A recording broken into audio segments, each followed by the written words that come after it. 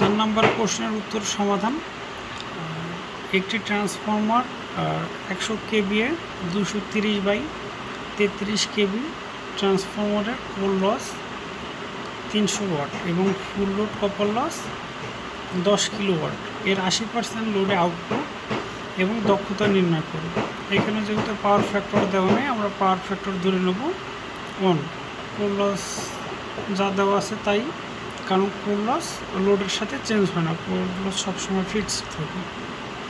এখন 80% লোডে copper loss, আমরা কপার লসে বের করার সূত্র সবাই জানি, সেভাবে কপার লস বের করে নিলাম। এরপর হচ্ছে আউটপুট 80% লোডে আউটপুট।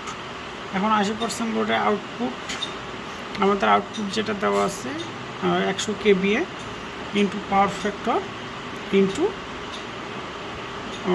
0.8, যেহেতু 80% লোডের পাওয়ার ফ্যাক্টর বের করতে বলছে, 80,000 হয় ওয়াট।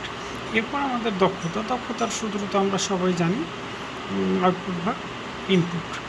তো আউটপুট ভাগ হচ্ছে ভাগ আউটপুট যোগ লসেস ইন্টু 100।